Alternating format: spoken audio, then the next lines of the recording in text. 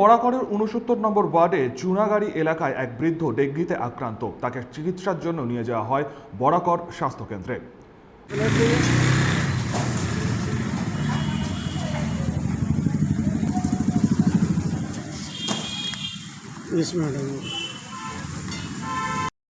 সূত্রের খবর, দীর্ঘদিন ধরেই ওই বৃদ্ধ জ্বরে ভুগছিলেন। গতকাল তার রক্ত পরীক্ষার পর তার শরীরে ডেঙ্গির সংক্রমণ মেলে। সন্ধ্যাবেলায় দেখালাম, সন্ধ্যাবেলায় দেখানোর সময় তখন টিএনসিটাই বললো যে হয়ে গেছে, ডেঙ্গু হয়ে গেছে। तो आप लोग टेस्ट करवाए थे? টেস্ট তো ওখানে করেছি,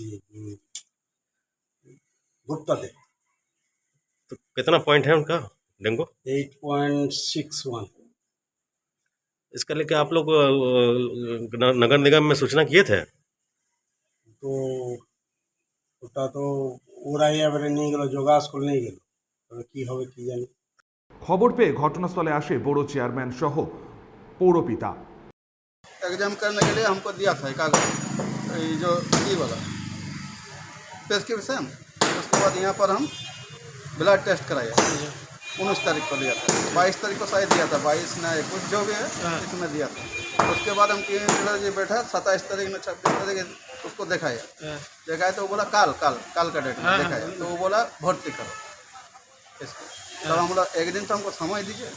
डॉक्टर को बोला, डॉक्टर क्या बोला आपको कि पॉजिटिव है ये? वो बोला हाँ पॉजिटिव नहीं बोला है, बोलते इसको भर्ती करो। तो भर्ती करने क्यों बोला?